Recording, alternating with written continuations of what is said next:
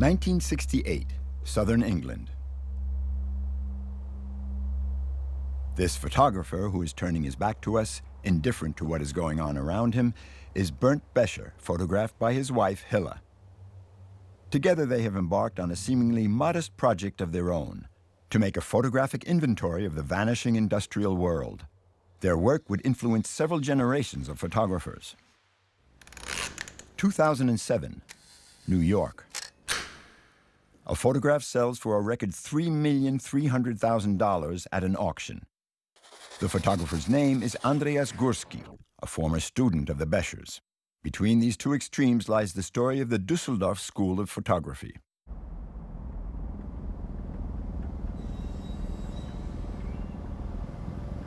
The end of the 1960s marked the end of the reign of coal and iron in Northern Europe. Steel mills and mines were shutting down one after the other. A certain part of society, a certain part of the landscape was undergoing a radical change. In order to preserve the memory of this disappearing world, two young German photographers, Bernd and Hila Becher, set out to systematically photograph the industrial structures that were slated for destruction. They would spend their lives traveling to Germany, Belgium, France, and the United Kingdom to collect thousands of pictures of blast furnaces, pit heads, and water towers. Their oeuvre is unique and goes far beyond simple data collection. The Bechers photographed the facilities when they were not in operation. They weren't interested in showing what they did, but what they were, compositions whose forms were solely functional, and whose beauty was all the stranger since it was totally unintentional.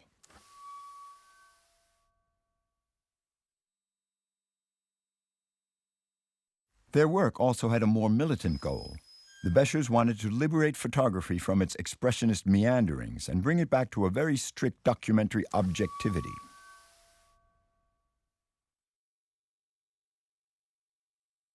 In order to capture the truth of reality as it is, and not distorted through the prism of the photographer's eye, they imposed strict rules upon themselves.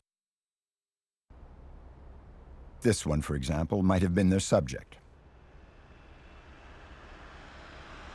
Restrictions included no human activities or anecdotes, no color, no foreground effects, blurring, playing with reflections or other artistic effects, no off-center placement,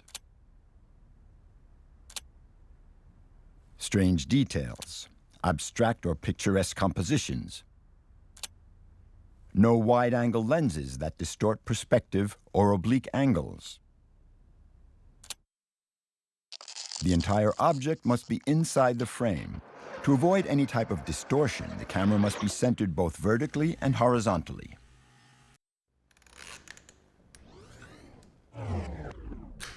In addition, the photographs were taken in winter, in overcast weather so as to avoid the sun and the interference of cast shadows, as well as cloudy skies that embellish the background and detract from the intelligibility of the subject. In other words, objectivity required the elimination of all the aspects prized by what was then called subjective photography, embodied, for example, in this photograph by Otto Steinert, in which the only thing that matters is the expressionist interplay of lines and contrasts. The rigorous documentary style of the Bechers can be traced to other traditions. That of the American photographer Walker Evans and his frontal shots of America in the 30s. That of the new objectivity movement in Germany in the 20s. And the photographs of August Sander, his archetypal portraits of people of the 20th century, as well as criminal identity photographs, front view and side view. Taking the latter as a model, the Bechers shot buildings such as this coal bunker from 8 different angles, or every 45 degrees.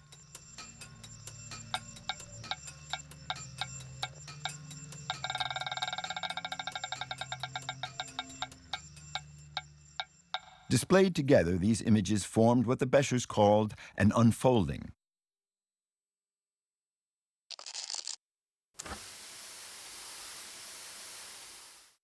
In another kind of arrangement, the same type of buildings were displayed, such as these water towers pinned side by side like insects on a naturalist's mounting board. The Bechers called these grids typologies. The variations were infinite, and the elegance of the composition mattered more than scientific rigor. In the 1960s, these typologies were recognized as works of art in themselves. They were awarded the grand prize at the Venice Biennale in 1990 in the category of sculpture. In 1976, Bernd Becher was hired to teach photography at the Art Academy in Düsseldorf. He and Hila would go on to train several generations of photographers. This informal group came to be known as the Düsseldorf School of Photography. The Becher students, in spite of their different approaches, have retained a few characteristics that are common to them all. First and foremost, the apparent signs of objectivity: frontal views, straight lines, a certain distance, if not coldness, slightly warmed up by the constant use of color. A photograph from Thomas Ruff's series, Interiors.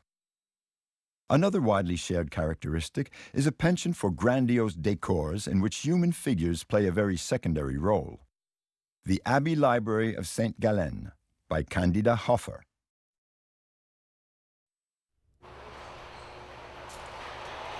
Finally, they systematically work with very large formats.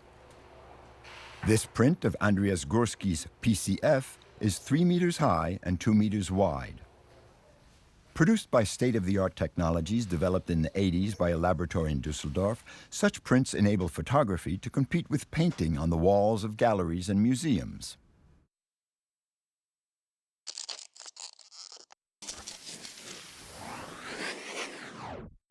The student who has remained truest to the Bechers in spirit and in black and white is Petra Wunderlich, with her series on religious buildings in New York. The camera is at the right height, the parallels are strict, the horizontals and verticals perfectly straight. But the buildings she photographs are not isolated as they are in the Bechers pictures. They are photographed as part of the facades. They are not volumes in space, but simple surfaces, differentiated only by their central position within the flatness of the image, in which architectural features contend with religious symbols and tags.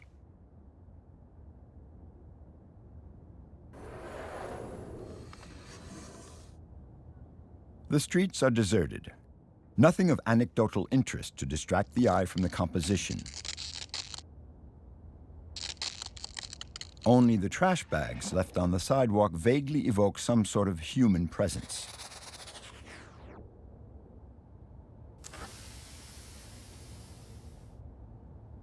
Other configurations are more complex.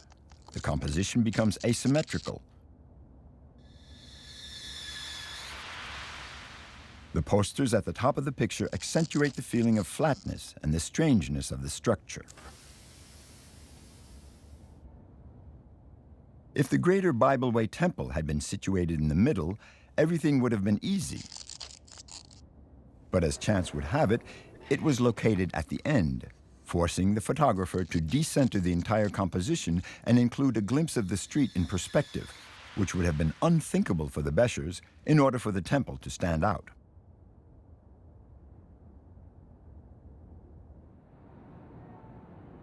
Prague, the National Memorial on Žižkov Hill, a monument from the 1930s. During the communist era, this is where the party's grand funeral ceremonies were held. Whereas the Bechers always photographed the external structure of buildings as if, for them, there was a connection between exteriority and objectivity, Candida Hoffer began to apply their principles to interiors. There's a change in focus, from working with objects to working with space. Here, the frontal position and absence of distortion go hand in hand with the rigid monumental lines. The structure of the image is based on the structure of the building and strictly adheres to the rules of perspective.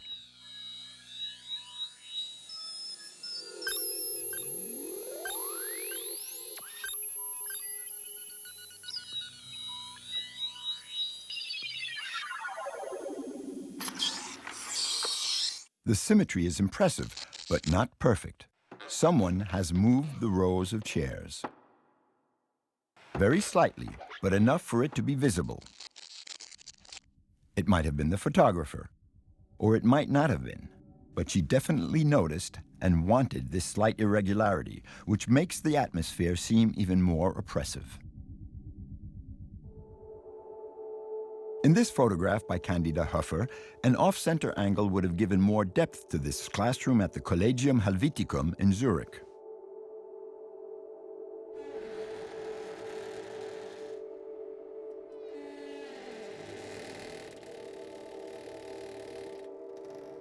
The frontal position chosen by the photographer instead flattens the space and gives the impression that everything is situated in the same plane, on which a set of basic geometrical shapes, rendered white by the incoming light, can be perceived.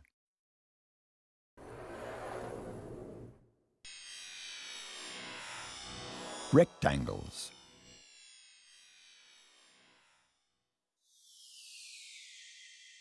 A triangle whose bottom angle is marked by the chair.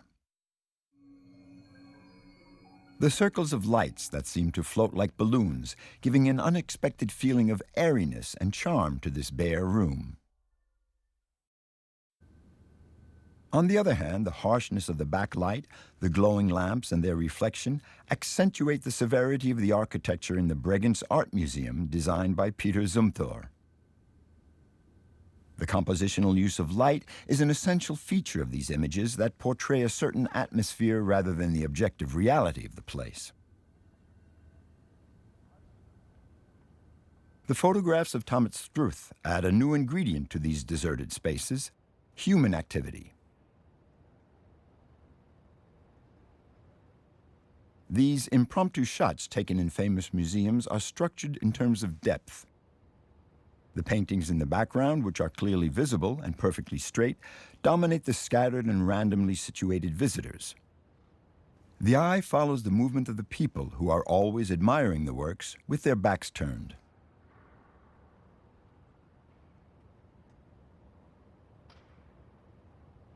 A woman pushing her baby stroller seems to be walking toward the Parisians painted by Caillebotte, as if they both existed in the same world.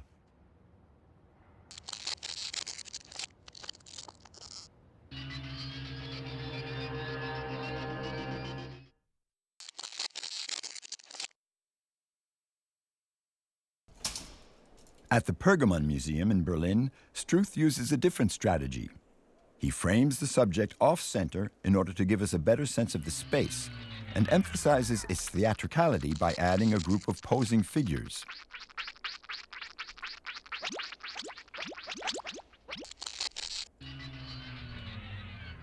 The desire to control the image, which is what guaranteed for the Bechers a documentary-like objectivity, leads to its opposite: staged photographs.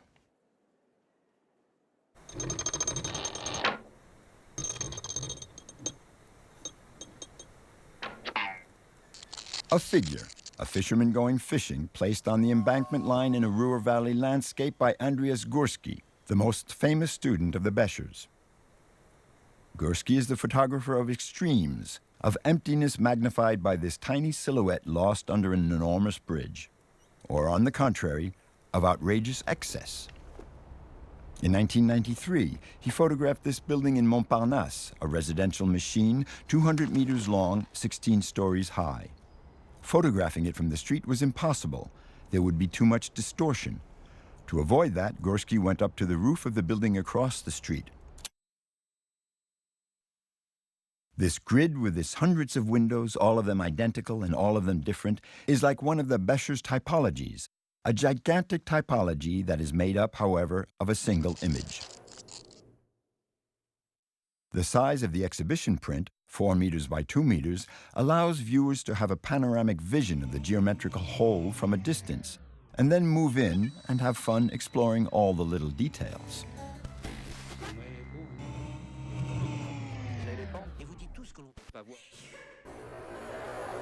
He may show the reality of the building, but not the reality of the image. The picture has been doctored. From the roof of the building across the street, Gursky was only able to eliminate vertical distortion. Horizontally, the camera's field of vision was too narrow to capture the entire length of the structure, forcing Gursky to photograph each side separately and then put them together by computer. Seamless manipulation of digital images has since become a permanent feature of his work.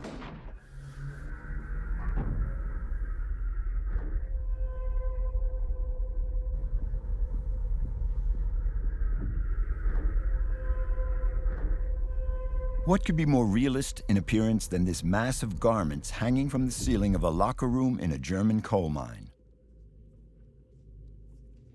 The picture was taken in a real mine with real miners and real clothing hanging from the ceiling.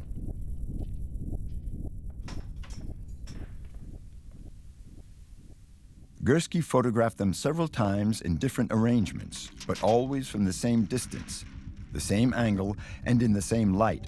That's as far as reality goes.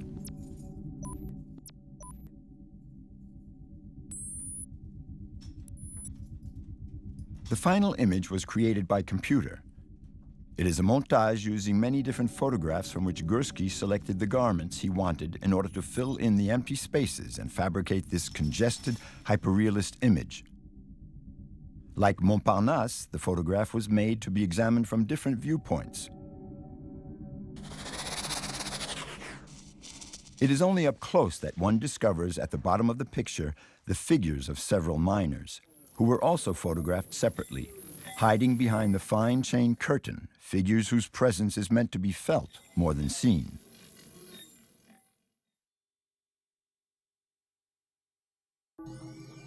Gursky is always seeking to make things larger than life. Here he plays with the contrast between the monumental dimensions of a neutrino observatory in Japan and the scientists in their little dinghies. This is once again a montage. The figures were photographed separately and reduced to almost half their size so as to make the difference in proportion seem even more spectacular, an effective technique used by the Romantic painters back in the 19th century. In Cathedral, the reference is even more explicit. It depicts a romantic vision of the Middle Ages, with a little group of filmmakers standing in for pilgrims, a large pile of dirt suggestive of darkened vaults and rays of light filtering through the stained glass windows, whose colors have been erased by Gursky to accentuate their spirituality. But he has removed more than just the stained glass coloring. This is what the inside of the Chartres Cathedral, where Gursky took the picture, looks like. No matter how you look at them, the windows are always partially hidden by thick pillars in the nave and separated by sections of stone. However, in the souvenir shop on the way out, a postcard display of the individual windows placed side by side catches the eye. It wouldn't be hard to imagine that this is what gave Gursky the idea of eliminating the pillars and stone sections and using only the windows to make up this stunning, although highly improbable, wall, whose size is once again magnified by the tininess of the human beings.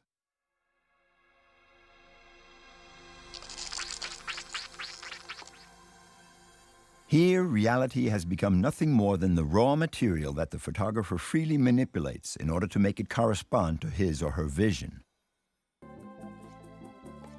This is an older version of 99 cent, which became the most expensive photograph in the world in 2007.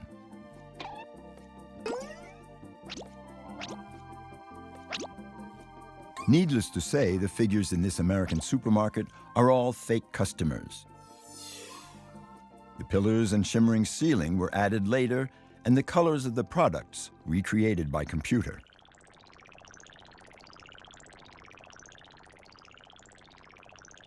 As in the world of advertising, reality no longer exists here. The artist can do whatever he or she wants as long as it remains invisible.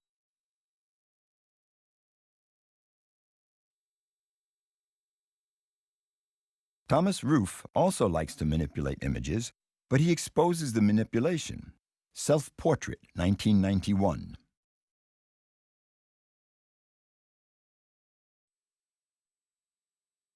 Of all the Düsseldorf School photographers, he is the only one who has worked on portraits, with this series which he initiated in 1981 and pursued for 20 years.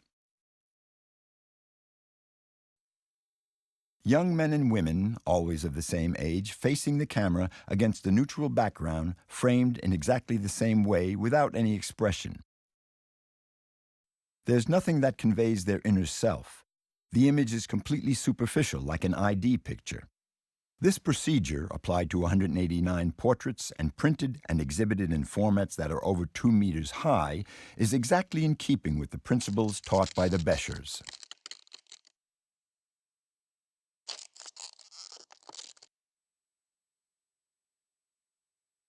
An avid reader of technical and popular science magazines when he was a boy, Ruf always liked to experiment, to tinker with image-producing devices of any kind, like this identikit machine called a photomontage synthesizer, which was used by the German police in the 1960s. He located one of them in the police museum and decided to try it out. Since the police refused to lend him their records, he fed the portraits from his first series into the machine, which proceeded to give birth, through a system of mirrors and lenses, to a host of new creatures, the faces of people who had never existed.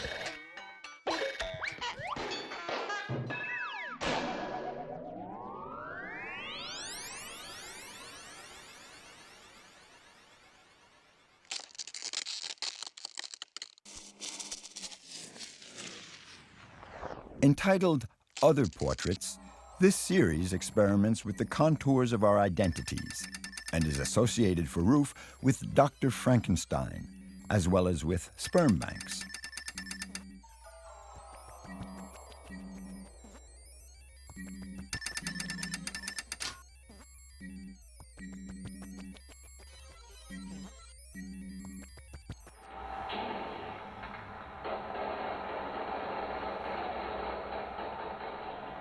In 1990, Ruf discovered another way of viewing the world.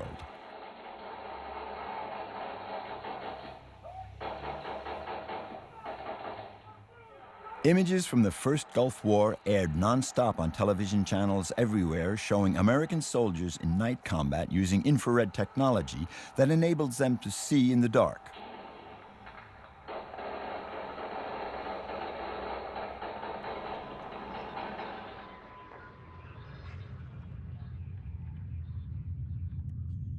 Ruf obtained one of these infrared devices and used it to photograph Düsseldorf at night. Very simple pictures, banal urban landscapes in which nothing in particular is happening. But the greenish tint immediately makes them suspect, as if they were scenes of past or future crimes. By making the invisible visible, these new technologies turn us all into detectives or voyeurs.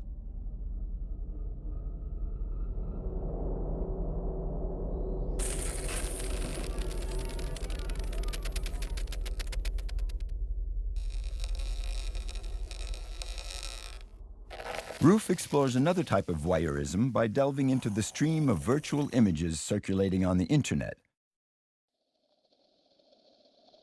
In a series called Nudes, he appropriates pornographic images found on the web and blurs them to make them appear more acceptable.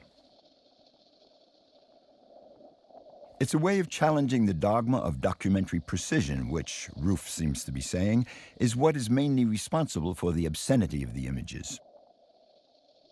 Degrading and degraded images. For another characteristic of internet images is that they are poor in terms of information. In his series entitled JPEG, Ruf exaggerates this deficiency as a way of exposing it, revealing the basic components of any digital image, the tiny monochromatic squares that are called pixels. This is a new form of documentary objectivity. If images cannot capture the reality of the world, the only thing left is to show the reality of the images themselves.